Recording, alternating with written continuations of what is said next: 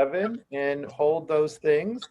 This is either week 28 or 29. I have to go back and take a look. But Unbelievable. put any comments in chat, and maybe at the end of class I can also respond. Yes, absolutely. Our musicians are resting their tired voices, fingers, and souls. So we are going to go right into Psalm 11. How about that, Rabbi? Does that work for you? Fabulous. And there's a special treat in Psalm 11 that relates to my Rosh Hashanah drash, and actually one of the themes of these Yontif, which I actually was going to quote, but Michael, this is an example of something I chose not to do because I didn't have time. All right, here we go. Back to our Psalms in order. Psalm 11.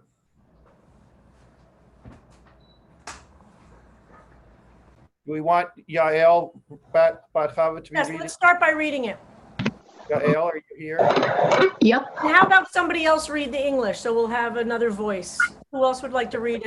We'll read it all the way through once just to hear it. I see Linda Solomon, so I'm going to have Linda Solomon read the English. So Yael and Linda. למנצח לדוד באדוני, חסיתי איך תאמרו לנפשי, נודי הרחם ציפור. Go ahead, Linda. Linda, can you read the English, please? Right. I forgot to unmute. Okay. For the leader of David, in the Lord I take refuge. How can you say to me, take to the hills like a bird?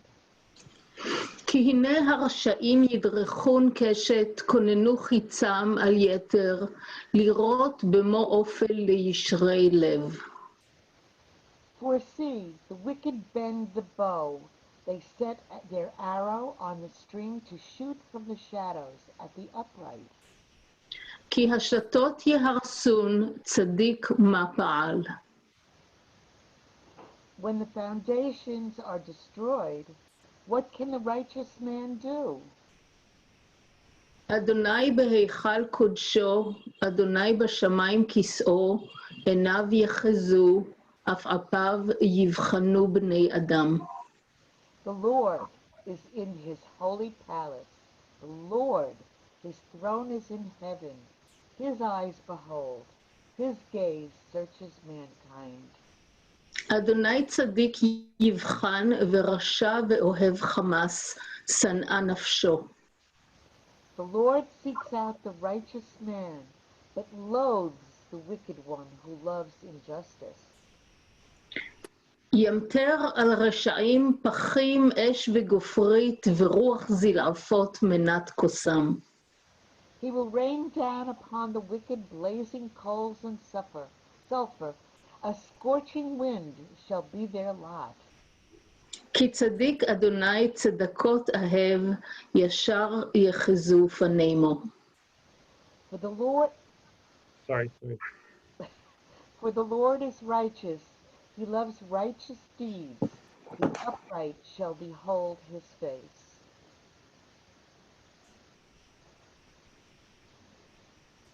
Next page, Harold. No, that's it. Oh, that's it? Okay, cool. That's it. How loud is the air conditioner? Is it too loud? I can turn. Let me just ask you, does this make a difference? Does it sound better now? No. No. Okay. All right, I'm just going to turn it off while I talk. So the first thing I want to say is, in my repetitive words in which I said one of the responses to evil in the world, or honestly, our human, the human project, I believe, is to continue expanding the holiness in the world and reducing the opposite of whatever that is. And we've used all different language to express what we mean by holiness and what we mean by its opposite. But I really believe, and I have believed this, and it's a really part of my life, that reciting Psalms is a profoundly Jewish way of expanding the holiness, even when you have nothing else to do. So I want to urge you to see us in getting back to this project of Psalms, that to take that really seriously. And this is an amazing group which has so deeply done that. But even while we go through these next, how shall we say, what is it, 5 weeks or 4 weeks? I'm not sure what we're up to week-wise. and you feel particular distress, saying these psalms is very powerful. Even if you just repeat the ones we've already done, you start feeling that anxiety level to rise. Study the psalm we're working on, or study previous psalms, or read going forward. Just stay. It's a very important anti-anxiety prescription for myself, and I offer it to all of us. So now we're diving into Psalm 11. Oh, I want to say somebody asked me about the Tikkun Klali. There's a set of 10 psalms that the Bratslav Hasidim consider to have special mystical power for healing. Is Ruthie Berman on today? I don't know if Ruthie is here. And somebody asked me about them. So the Bratslav Hasidim are a Hasidic group that started in the late 1700s, early 1800s. And the Bratslav Rebbe died, and they're called the Dead Hasidim because this Hasidic group never replaced him. And other Hasidic groups always had a son or a son-in-law or nephew become the new Rebbe. The Bratslav Hasidim never replaced their Rebbe, so they're called the Dead Hasidim because they worship a dead Rebbe. But Ruth Berman's, Connie Kurtz's son is a Bratslav Hasid who lives in Tiberias. Anyway, so they believe their Rebbe identified 10 psalms as having special healing powers. But the first one isn't until Psalm 16. So that's why I haven't mentioned it. Somebody asked me how come we haven't talked about that yet. I can't remember who sent me a message about that. So when we get to Psalm 16, which is a little ways away, I will.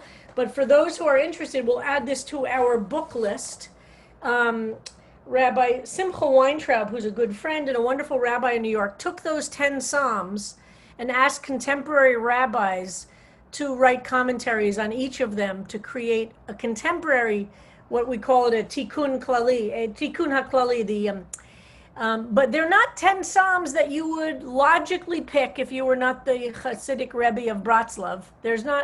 You'll see they're not the traditional ones. No Psalm 23, no Psalm 27, none of the greatest hits that we think of.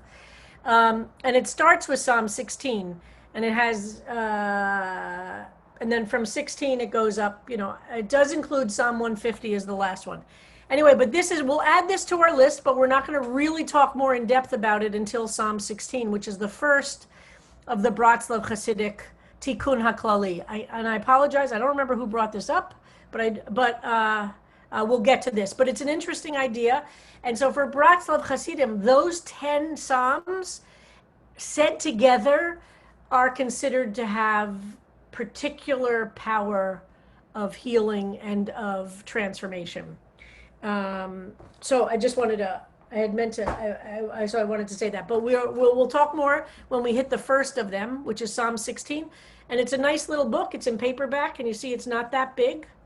And it's a lovely idea. He invited different contemporary rabbis to write. This was many years ago, by the way. This was published in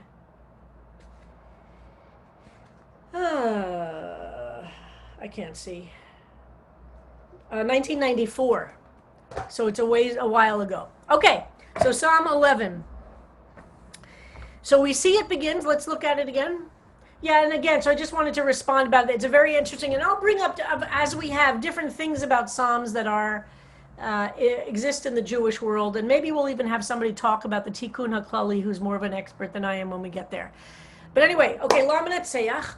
So we've had this word before, and as I've said, one of the fun, geeky Psalms things to do is to, and it's already been done, so you can actually Google this, I'm sure, and find it, is to analyze all the superscriptions. How many times does it say Lamanet Seyach? How many times does it say Mizmor LeDavid? How many, et cetera, et cetera. And it's kind of fun. It's one of those things that you do when you want to really develop another great spreadsheet. And Lamanet Seyach we've come up across already, I think, several times, right? 9, 8, 6, 5, 4. So we've already seen it in about 5 Psalms of the 11 we've done. So it's a very common opening. And remember, we've discussed Lamanet Seyach. Some see it as being like this translation for the leader. Some say it's a musical leader. Some say it's the lead instrumentalist, in the way that the first violinist would be the leader of the orchestra. Some say, and we've had some beautiful translations, conductor, maestro. But it definitely, I think most people agree that it probably leaned toward the sense of a leader in the sense of music, not necessarily a leader in the sense of an army or political. But on it, we don't ultimately know. Lamanatseach. Now notice this translator puts a period after that. Lamanatseach, like this is separate from Lamanatseach LeDavid for this reader, and then Lamanatseach of David, LeDavid is separated from Ba and then the Yud He Vav He. So it's like it's a three-parter here, right? For the leader, and if we look at this translation, for the leader, period, of David, period, and then, very interesting, because of the context, this translator is translating this Ba Yud He Vav He. So in Ba is the prefix Bi plus the prefix Ha. Bi means in, Ha means the, and so the bet is there from the prefix Bi, and the vowel under bet, that A, is there from the prefix Ha. Yael, I bet you never ever think about that, right? It's just so natural to you, right? Yeah, but I know it, of course. You know it, of course you know it, but it's just so, but so for English, that's such a strange idea, right? That we would take two prefixes, take the vowel of one and the consonant of the other, combine them, and this happens all the time in Hebrew, in all different prefixes, and it creates two prefixes in one. That's why English, you can have many words, like we would say this, biha, this is in the, right?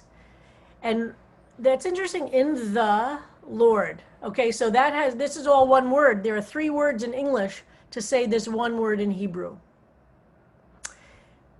Do my Aleph students follow that with the bit and the ha? Did you guys learn that in Aleph? And correct, Karen is pointing out, Lamanatseach, the la in Lamanatseach is li, two, and the vowel a is from the prefix ha. So la is to the, or for. Li could be li, to, for, something in that range. Chasiti. I love this word, chasiti. Now here we have a suffix, the e. We've talked a little bit about this, that when some psalms are heavily personal psalms. They're very much from a speaker speaking their personal truth. Some psalms are words to the wise, like Psalm 1 was very much a kind of a manual. You can imagine a early American Puritan, what did they call those? Where they would say how to live a good life. And we call those kind of psalms wisdom psalms. They're giving you advice. And then there are these deep personal psalms, chasiti. It's always, here it is in I take refuge. Ech tomru lenafshi. Now, how, tomru is you should, but what is this? Is this singular or plural, tomru? Who is this? The speaker is speaking to a singular or to a plural? In English, we can't take or tell, right? Because how can you say to me? It's a plural, correct? It's a plural. Tomru. Remember in Mourner's Kaddish, we say over and over again, we say v'imru. Remember, do people recognize that over and over again in Mourner's Kaddish? That's why I don't say amen when I say imru. I don't say amen because I'm saying to the kahal, to the community, you should now say, it's the cue. All right, you're aligned. Amen. Imru is plural and tomru is plural. Now in the English, we don't see this distinction. So you can't really tell either in the English or the Hebrew who is the psalmist speaking to. In Hebrew, it's clear that the psalmist is speaking to some plural collective. Okay, so just hold that. Who is the psalmist speaking to? Linafshi. chasiti, and this is really, okay, how can you say to me, okay, now this is, let's do this rest of the phrase. How can you say to me, linafshi, to me, to, remember we said nefesh means soul in modern Hebrew and in rabbinic Hebrew, but in biblical Hebrew, it can mean myself. We don't have the separation of body and soul in biblical Hebrew. So in biblical Hebrew, it's a way of saying, how can you say to me? It's stronger than saying li, which would also mean to me. It's definitely stronger than that, but it's really to myself, to me, but it doesn't mean just to my soul. If you're a modern Hebrew speaker, you might, or know a little Hebrew, you might say, that means to my soul. Don't read it that way. And then this is an example of where there's probably a scribal error, because nudi means to say, the grammar here is strange, and so what's in the the bracket is correcting it. To me, harchem tzipor. So how would you translate that? Harchem tzibor. Nudi harchem tzibor. So they have this, see, what's a tzipor? Is a bird. Their hills? Yep. So some of you know, like there's a Tzipora is a name. Some of you might even know somebody named Tzipora. It's not.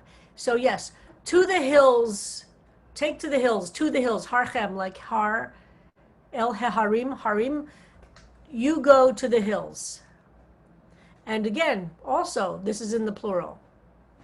Okay, so we have some questions, some little problematic issues, but it's clearly a psalm being said by an individual who's saying, I have trust in Yud He Vav He, and then speaking to somebody else. How can you, plural, say to me, go to the hills like a bird? So it's okay, so let's go down to line 2. Should we stop here? Are there questions or comments? I think there'll probably be reactions to this. Anybody want to comment on the verse, not other things? Sarah Siegel just raised her hand, and then Sol Zalkin. Sarah? Yeah, I just had a thought that would some Christians argue that nudo is actually what it really is, and that it's some prophetic thing about Jesus that's, he took to the hills like a bird? Interesting. I don't know that. Okay, just a thought. Yep, that would take a level of, I don't know. Good question. Sol? So I'm using an Art Scroll translation, and they say, flee from your mountain. Not go to your mountain, but leave it. Aha, leave your mountain. Yeah, flee from your mountain like a bird. But it's to your mountain, not flee from your mountain. No, it says flee from your mountain. Wow, I know what the Hebrew says, but interesting. I'm saying that is very interesting. Flee from your mountain. Wow, that's interesting. Okay. Yeah, we're going to see a lot of it. Yeah. Joan Friedman. So I'm just wondering with harchem, and this is partly because I know like just enough Hebrew to make drastic mistakes. To the hills in English that's very idiomatic, but harchem, is that just your hills? Literally in Hebrew? Literally, yes. So plural. It's not that your plural, by the way. Your plural. Plural. So it's not that hills is somehow a verb underneath there. No. It's just plural. That's a standard. That would be a standard plural. Your hills. Yep. So it's literally your hills bird. Yeah. Okay, I want to try and make sure we go to at least 3 verses today, okay? Other key points, or can we move? Benjamin, I see, wants to say something? Benjamin? Like what Saul said in translation, flee from your mountain. Say that again, Ben. Sorry, it was hard to hear you. Like Saul's translation, flee from your mountain. it puts this entire verse into a context. It starts, Adonai Chassidti, I shelter in God, in the Lord. And we often refer to Lord as my rock, too. So in this case, my enemies are telling me, go away from there. And Yeah. if I flee from there, then I'm much more vulnerable.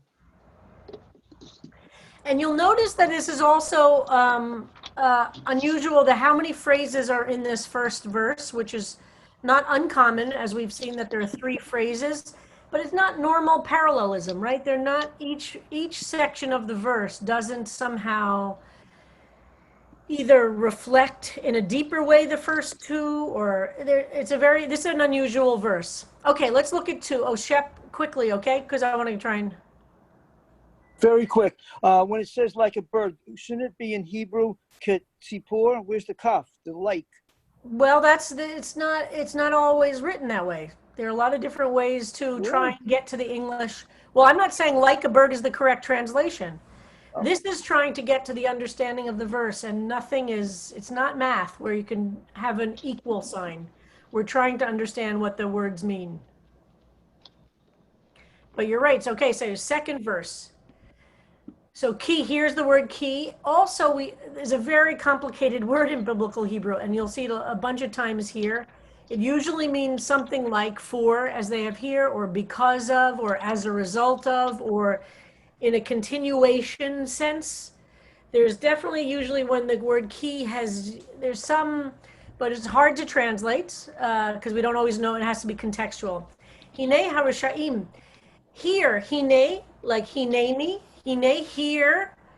I'm kind of going through the Hebrew itself without a lot of commentary. Hine harisha'im. Again, we're back at one of those words for bad people. And we should all be developing those lists. What are the ways the Psalms talk about bad people? Risha'im is one of the big ones. Rasha is the singular, Risha'im plural. Now, this is very interesting. So the word keshet, which is that Harold is highlighting it, keshet means a bow. It also means a rainbow because a rainbow is shaped like a bow in why we call it a rainbow, right? But keshet is the word for rainbow or bow, and that's why the LGBT organization is called Keshet. Some of you, I'm sure, know about the organization Keshet. The reason they use the word Keshet is because Keshet, in the story of Noach, refers to a rainbow, but it's also the regular word for a bow. I assume that's true in modern Hebrew. Is that right, modern Hebrew speakers? Is Keshet also just like in a bow and arrow, just a normal, doesn't have any? Yeah, okay. Yes. Yeah. So, but for us, many of you probably only hear the word Keshet with the organization, and the reason they've chosen it is because of the rainbow aspect of it. And some of you know there's there's a Palestinian Arabic gay organization called Al-Kaus, which is the Arabic word for rainbow, also somehow related to Keshet. Okay, so the Wekid bend Keshet Konanu, they konanu chitza. Oh, it's moving. Konanu chitzam. They set their arrow on the string. Lirot to shoot. B'mo ofel liyishrei lev. This is not so easy to understand, so we're just going to kind of go through it to get our first taste of it. So this translation is they set their arrow on the string to shoot. Ophel is shadows, Yishrei lev. Where have we heard the phrase Yishrei lev before? On Yom Kippur. Anybody recognize it? Uli Yishrei lev simcha. Right. Or Zarua. It's the very, very, very important verse we say right before Kol Nidre that say that the light, or Zarua, that the light is spread for the Yishrei lev. So Yashar means straight, and Lev is heart. So this means, and we've talked about this before, it doesn't translate straight, doesn't translate well into English for us, but Yishrei, Yashar in Hebrew doesn't have any indication of sexual orientation. It just means direct, on the path, upright. So Yishrei Lev, heart. Lev is a heart. So Yishrei Lev is a very biblical way of saying upright or just person. It's an idiom for just person. So that is contrasting with Rishaim, which we had at the beginning part of this verse. So what do the wicked do? And what do the Yishrei Lev do? And this verse is a little confusing. So I'm going to finish the third one, and then we can talk about these three a little bit. Ki hashatot. So this is the big word. I was going to use this verse, by the way, in my sermon, but I had to do it. Believe it or not, as long as they were, I have to do a lot of editing. It's very painful for me. I have to leave a lot of beautiful things on the floor. And one of them is this verse. So if anybody was awake for my sermon on the first night of Rosh Hashanah, you remember I talked about the Even Hashtiyah, the foundation stone, the axis mundi, the place through which Jewish mysticism believes the world was created, kind of the navel of the earth, of the universe, is the Even Hashtiyah, the foundation stone. So I think you might remember that I used that Even Hashtiyah kind of throughout Rosh Hashanah and Yom Kippur. So this is the opposite. This is so powerful. This verse is so powerful because what happens when our foundations are destroyed? That's our question, right? This is kind of the opposite. I kept talking about how much we must be contributing to building, strengthening that foundation stone. And this verse asks, okay, what happens when our foundation stones, when the foundation, the Even Hashtiyah, Hashatot, they are, this word, Hey Resh Samach, is to be destroyed, is to be razed, with Z, to be leveled, to be destroyed. Tzaddik Mapa'al. Tzaddik, the righteous person, Mapa'al. What can be done? I find this verse I love this verse very much. Like in other words, the question is, in the midst of destruction, when the very foundations are being destroyed, what's a decent human being to do? This is the fulcrum verse of this fairly short psalm. What is it? It's 7 verses or 6? 7 verses. So this, I believe, is kind of the fulcrum verse. And I think it's a very, very powerful pasuk verse for that question. And I feel like that's the question all of us are struggling with right now. When we feel that the foundation is being destroyed or has been destroyed, what do we do, right? Isn't that what we're asking ourselves? How do we react? What can we do if the very foundation stone, if the very fundamental thing on which we plant ourselves is, that's a very strong word, destroyed there. What can the righteous person do? Of course, I'm saying person, it is in the masculine, but I'm just, so this is, I think it's a poignant, and I think it has very powerful questions. It, by the way, we can read this, of course, communally and politically, but it's also true, and this goes to, I don't know if folks heard Dave Yadid's beautiful Dvar Torah on Yom Kippur, that the addict, part of what happens to in addiction and to fighting addiction is that one's foundation is, you keep hitting rock bottom, right? That's the concept that, and this is that question, when everything's destroyed, and how does one rebuild? And I think that there's a lot of wisdom in the recovery world in answering to that question. And I think there's not a mystery that those who are in recovery and have really struggled with sobriety of all kinds and dealt with recovery have deep spiritual strength because they've experienced the crash of the foundation and they've figured out a response to that. That's when that's when you have spiritual strength. If you haven't hit rock bottom, you don't know you're ever going to survive. If you've hit rock bottom and figured out how to rebuild yourself, there's a very powerful spiritual muscle there.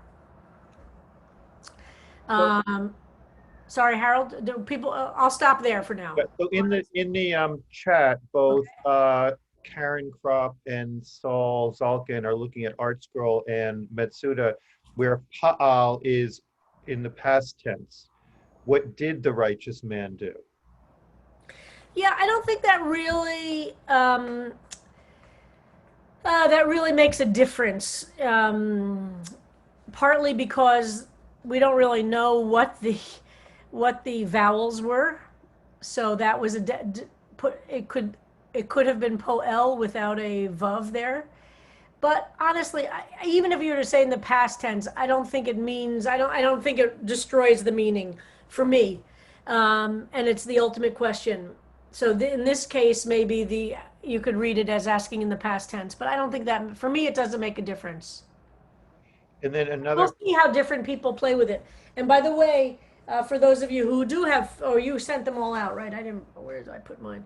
Fisher does. translations will go out. I didn't send them. I have them scanned. They'll go out. Yeah, we don't need them yet. Go ahead.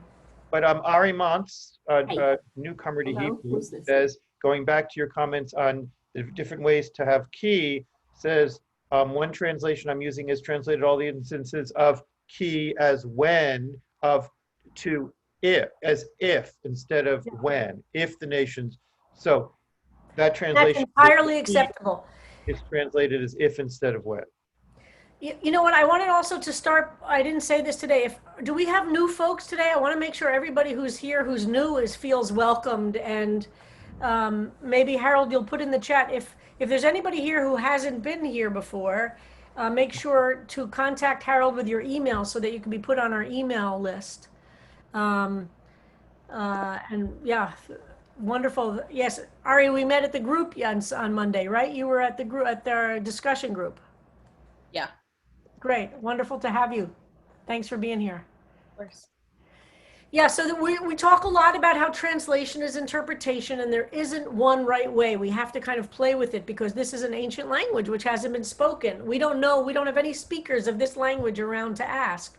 So we have to play with it, and that's why we'll look at a lot of different translations to see how different people do it. So for instance, Fisher translates this sentence 3, which I see as the fulcrum sentence and is very powerful to me. Fisher translates it very simply: when the foundation crumbles, what is right? Fisher's trying to go to the core of this question. It doesn't matter to him past, present, future. He's asking this basic question. Okay, other questions or thoughts about these? Mary has had her hand up for a while. Okay. The word righteous is used a great deal in the Psalms, in liturgy, at least translated that way.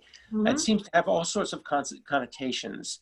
Can you talk a little bit about that word and how it's used? Yes. And some of the connotations? And this could be a great presentation because this is a huge word in biblical Hebrew, a huge word in rabbinic Hebrew, and a very important word in contemporary Hebrew. So Tzadi, Dalid, Kuf, which is the Shoresh, those 3 strong letter, it's a 3 strong letter Shoresh word, has something to do with justice, righteousness. It's even used for the Jewish equivalent word for saint. A tzaddik can be somebody who is so incredibly good. And it has, I think, the importance for the psalmist and for the biblical language. As I said, if we were to make 2 parallel, columns, a column, what are the words for good people and what are the words for bad people? What are the words in which we talk about goodness and what are the words in which we talk about badness? So Rishaim is often, or Rasha, bad person, which has a big range, is often contrasted with Tzaddik, which has the good range. So the word tzedakah, for instance, when we give tzedakah, same shoresh. Tziduk hadin, it's used a lot, and it has to do with justice, righteousness. And as I said, it even is used for somebody who is so good, they're almost the Jewish equivalent of saint. Anything else from modern speakers about how it's used or any other ways it's used? Ben or Yael, do you want to unmute yourself if you have something to say? Well, what comes to mind, especially after Ruth Bader Ginsburg's death, is the word tzedek, tzedek, so justice. Yeah, perfect example. In Dvarim, in Deuteronomy, the famous phrase, tzedek, tzedek tirdof. justice, justice you should pursue. Right. So it's tzedek, which is a segol noun. Tzedek is justice. Right. And Judy Hollander wanted to know about Yeharisun, what the root was. Hey, Resh, Samech. And we see that in all different places of, and as I said, it's a very strong word in biblical Hebrew because it means, raised with a Z, or we see this also. It's also used in rabbinic Hebrew to talk about the destruction of Jerusalem. And it has a physical sense in that, like Shatot it could talk about, when a building is, I'm not sure if this is true in modern Hebrew, but it is true in rabbinic Hebrew. It could mean like a rubble of buildings. I don't know how it's used. I don't know how this is used in modern Hebrew, but it could mean like rubble, like when a building is destroyed, knocked down, demolished. That's the word. Yeah, El, what do you say? Yeah, same thing in modern Hebrew. Yeah. Yeah. So the demolition of a house, by the way. Yep. That's what it's called. Robin Baslaw. On an aside, when Simon asked the question with the word Sadiq, the sun just came out and shined. It's been a very rainy day here in Connecticut, but I just wanted to note in terms of verse 3, my mom is from Paris, and a big question was when to stay and when to leave. It was just this ongoing question for the family as the Holocaust progressed. And I think that is, when do you stay? And when is it time? When is exile actually a sane and the right response? Right. That's what I got from this. Listen, and this was the big question. This has always been this Jewish question, right? And in Eastern Europe in the late 1800s, the response to anti-Semitism had a range to it, right? The anti-Semitism in Eastern Europe in the Pale of Settlement, that whole from northern Eastern Europe, so to speak, down through Central Europe, down to the southern Eastern Europe, that area. So some people said they became revolutionaries, which then became Mensheviks and Bolsheviks, and their answer to the anti-Semitism, well, we got to change society. Some people said we have to become Zionists and go to Israel. Some people said we got to just get out of here. And some people said, we can't affect change. So you're right. And that question of when do you stay and try and change something, and when do you say it's too late for that, got to go. That is, and as I spoke about, when I spoke about the Hungarian Jewish writer, Conrad, his family was not evacuated, they got out a day before his entire village was sent to Auschwitz, a day before. And it was luck. That his parents were arrested and sent to a camp that wasn't a death camp, it was a labor camp. And he and his sister then were able to run away. But the next day, the entire village was deported to Auschwitz. So it's not always in our hands, right? And we can't always do that. Sarah Siegel. Right. Sorry. Go ahead. Sarah Siegel. Okay, sure. Rabbi Kleinbaum, please rein me in if this is like way off. But so Rabbi Sarit Horowitz here locally in Memphis, our rabbi, was talking about a different stone. I wish I could remember the Hebrew term she used. And she said an ancient, if I was listening properly, something about the proto-Jews would, that's my word, not hers, the Hebrews would gather around this stone if somebody lost something in the community. But the one thing they wanted to make sure was that it didn't get submerged in water, that it never got that the water didn't cover it, from a flood or whatever. It had to stay aloft. It had to be, anyway, it just reminded me of when the foundations are destroyed, if that stone were to disappear. Is that something you've ever heard of, or have I got to? It's a rabbinic thing. I know about it. I haven't studied it in a long time. And it has to do, did she talk about it have to do with the cities of refuge? Did she do it in that context? It was in the context of if we,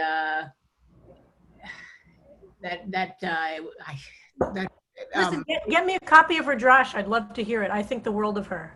So I'd love to read it, and then I'll tell you more.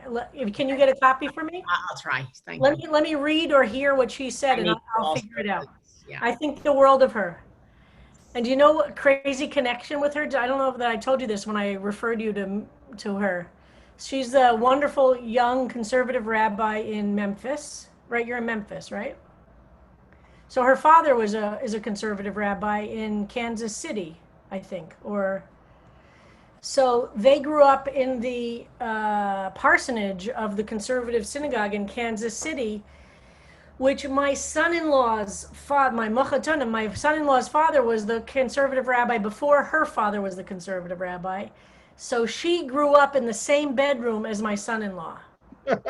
Very So small. she never met him, but she's always felt very close to him because she knew she was in Micah's bedroom and found his name like scrawled in the closet or something like that. Such a tiny little world. Anyway, okay. Any other comments or questions? I will just point out that Dorina very helpfully has reminded everyone that if you go to Sefaria.org and just go to Tanakh and Psalms and any Psalm, actually any text, you can highlight a word and it will give you the root and the definition. For those of us who have a little trouble, who either don't have a biblical Hebrew dictionary or find a little trouble navigating around it, it is a wonderful resource if you're trying to figure out exactly what does this word mean.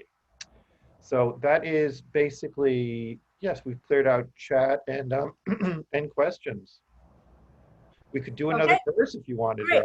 So, okay, let's do another verse, but this verse is going to be keep an eye on this verse, keep an eye on how it gets translated, keep an eye on how it functions in the many different versions we'll see. Okay, let's do 4. Fantastic. So Yud Hey Vav Hey, always notice when that starts a verse, that's significant, that has power. I wouldn't, so Yud Hey Vav Hey Behechal Kodsho. Heichal, we've encountered that before. Palace, big house, temple it gets sometimes, but palace is a traditional, and it can be a palace, by the way, of a regular king. It doesn't necessarily have to be, in the heavens. Heichal Kodsho.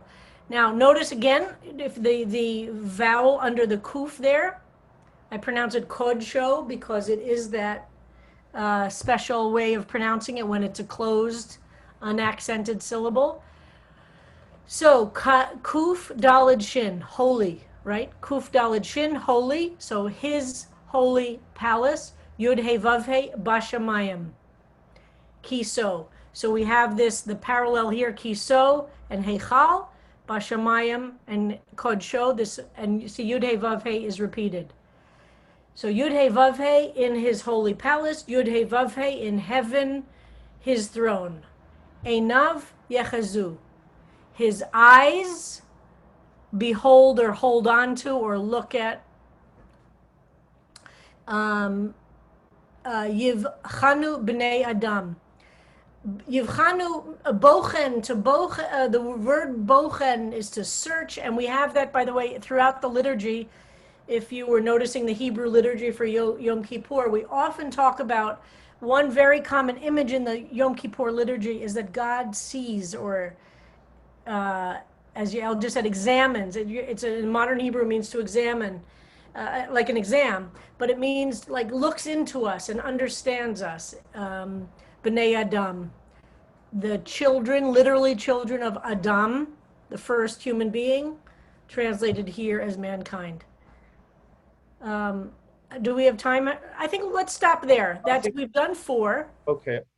Yes, let's stop there. And you'll send out various translations. And we'll go out. Absolutely. Fantastic. And let's see. And I think that if there's anyone new here who wants to stay for a few minutes, I'll give you a little bit of an orientation to what we do here and how to get the most out of the class. And I guess the question is, are there any last comments or questions for the rabbi before, I'm going to stop screen sharing. Yeah. What's Afapav? Afapav. Yeah. So that's an interesting word. It's when there's a 4-letter root, which is, I need to look up. There's another very famous example. I'm going to bring it for tomorrow of where that's used. So I'll bring it for tomorrow. Well, let's look at it tomorrow. So it's a 4-letter root, and it's a double root, double letters. So it's a very interesting word. Let me get it to you tomorrow because there's another reference to it that I need to look up.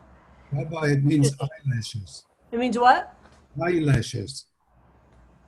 Eyelashes. Yes, it's eyelashes, but there's a famous place. I'm sorry, I didn't say that it meant eyelashes. Sorry about that.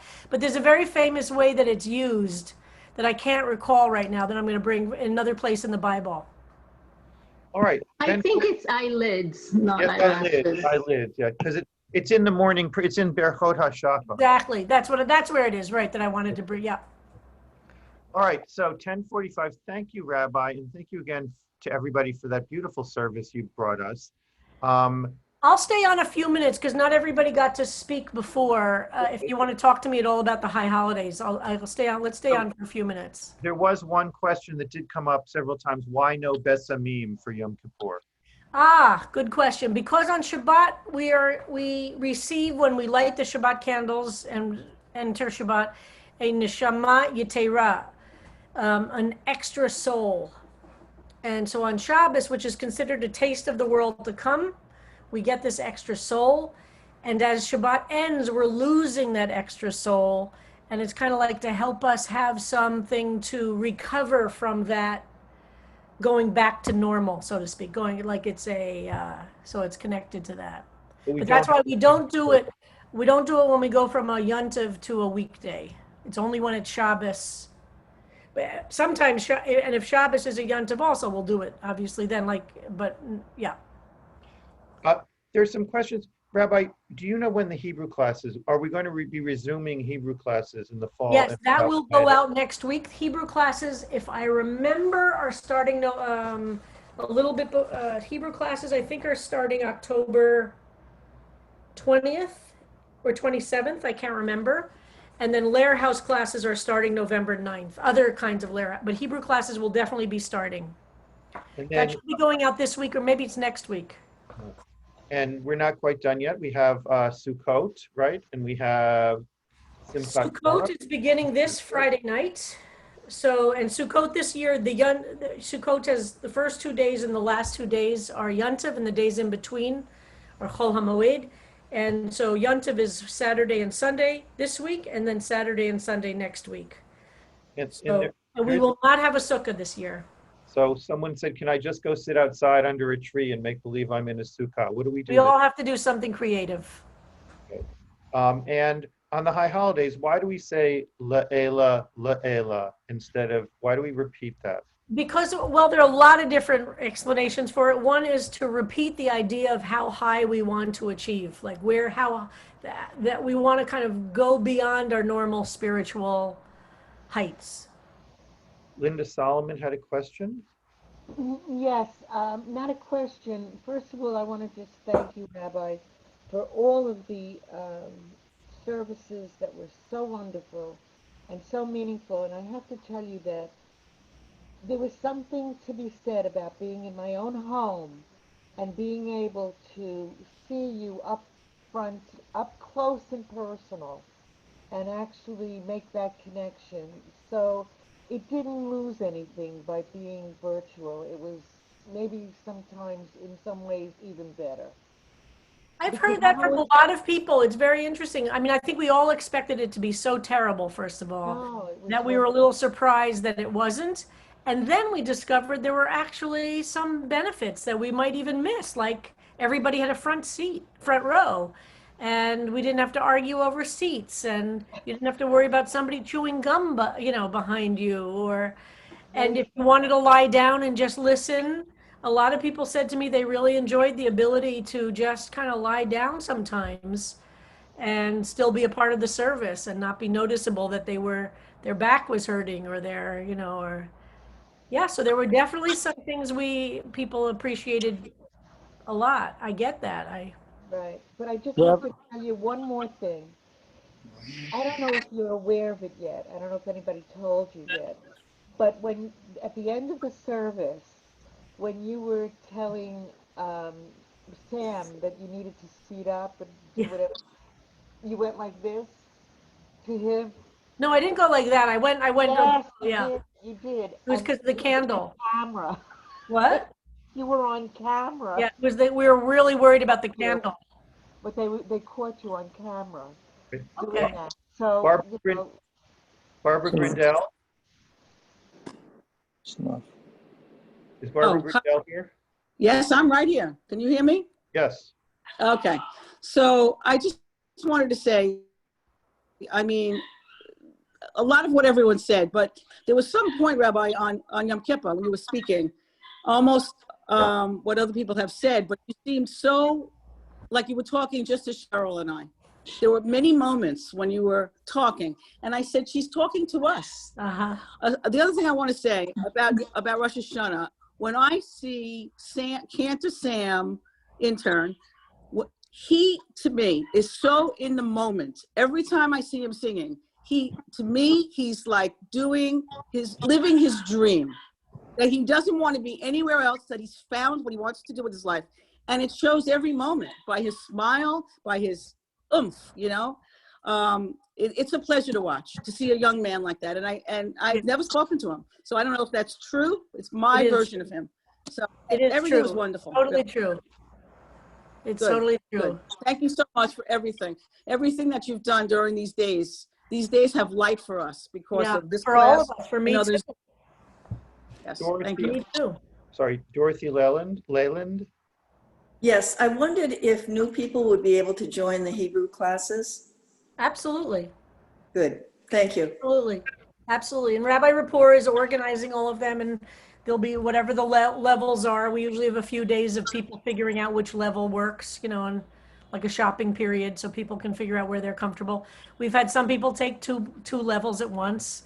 We have some real, you know.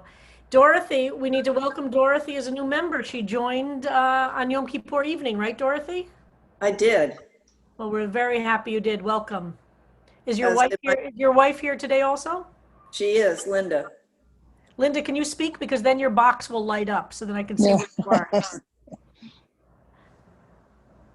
I can't see you right now, but when you speak, I'll be able to see you. Linda, you remuted yourself. You had unmuted yourself. Unmute yourself, Linda, so I can see where you are. Oh, there's Linda. Hi, Yes. Linda. So Linda and Dorothy joined on Kol Nidre evening. They both decided separately, were you guys sitting next to each other when you said that?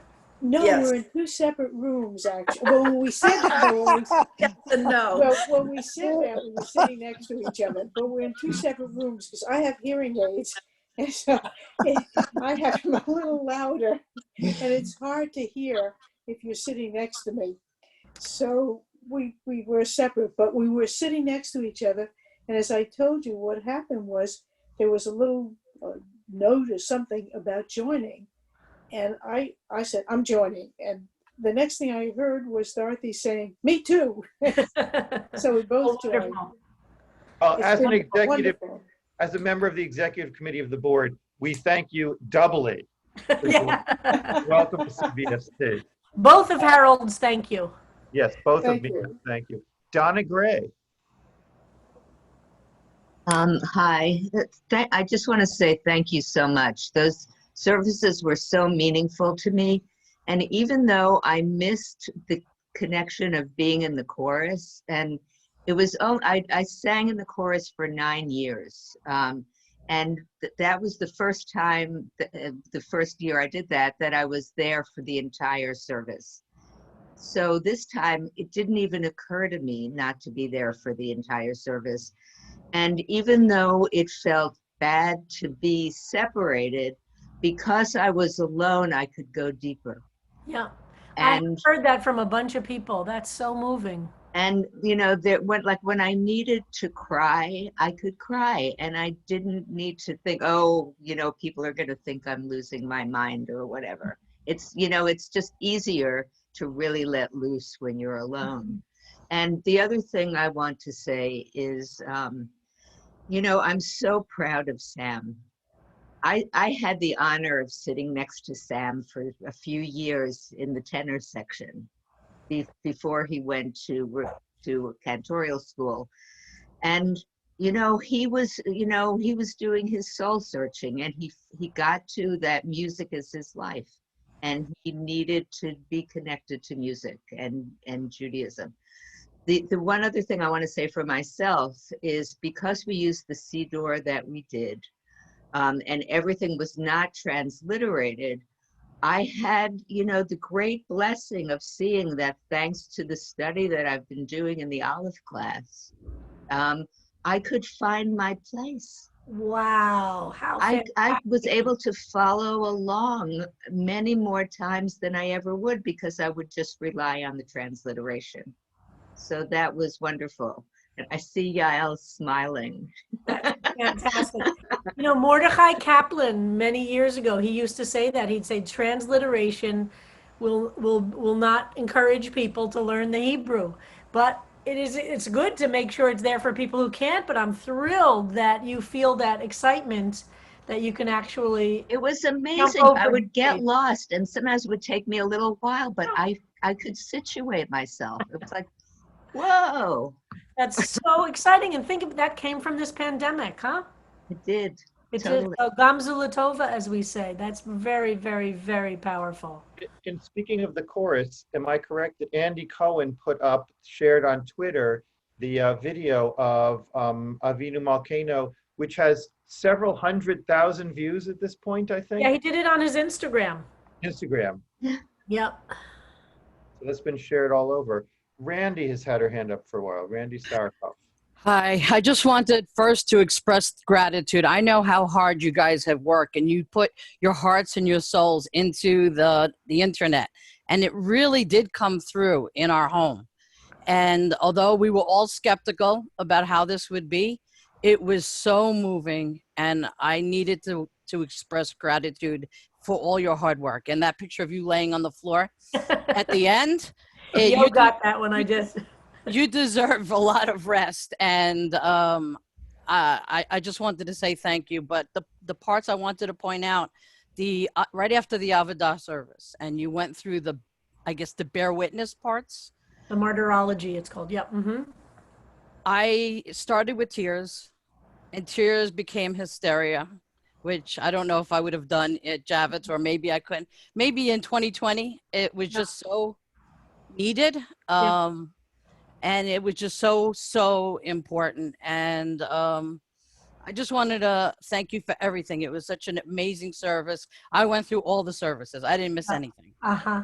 And it was an amazing, meditative, therapeutic, spiritual, and I'm full of gratitude. And I just wanted to show, I put on the Facebook page, the little foundation stone that I found under the wall. It's really small. It's hard to see that on the Facebook page because it looks huge. But I had this through the service, and I will strengthen it. And Mickey and I decided we're going to share this because together we're stronger. If we share the foundation stone. So thank you for your words of wisdom, and we will get through 2020, and there will be a future. Thank you so much. Beautiful. And wasn't Yolanda's Yizkor talk just breathtaking? Just really breathtaking. Jean Dresser. I just wanted to say, I want to also it was so incredibly moving. And I think Yom Kippur for me is always very special. But at the Javits Center, it's those last services when the light is descending. And I didn't know how you would handle that. And I just want to say all the key candles in layers in our synagogue were so beautiful. I felt like I had a presence of all the souls that joined together in that moment. It was just, and then also about you talking about bringing more light into the world. And that was literally a demonstration of that. That we all have to carry from Yom Kippur, that light. I just, profound. And it felt so connected to Slichot. Like we've never done Ne'ilah in the same place we've done Slichot. We very felt that closing of that circle, and not just the metaphor, but in the actual we physically, the first service we did in our space was that Friday night, and then Slichot, and then we did all the services through, except for Friday nights. So, and this Friday night we go back to our living rooms like we did last Friday night, and we're going to try and figure out going forward what we'll be able to do. Sherry Dratfield. Yes, so I think I've waxed poetic about everything, but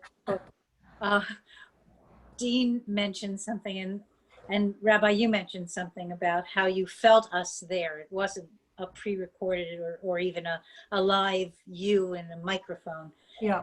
And the most powerful moment for me, I cried for the millionth time, but was at the very end. You raised your arms. Mm. I don't know if you even remember, but you raised your arms. You may have even closed your eyes. Mhm. And there were 1,500 approximately screens. Yeah. And you were embracing everyone. That's how it felt. Yeah. It was just remarkable. What a journey, huh? What a journey we're all on together. Yeah. Well, I turned off the debate last night. I should have listened to Harold. I started, but I turned it off. Yeah. Okay. We're Right. going to get through this together, everybody. Yes. And I just want to say, Babette, are you here, Babette? I can't wait till we're back together and Babette can run our show again. I miss being with Babette through high holidays. We will do it. All right. Thank you. Thank you, Babette. Thank you, Thank you. everybody. It's 11 o'clock. Stand by. I will not be at class tomorrow, but Yael Bat-Chava will be running the controls very ably, I am sure. And so I will be back on Monday and see you. And how sweet were all of the kids. Yael's three kids were represented in different ways through and other kids, of course. But it was so nice to see Jonathan doing the bracha. Yes.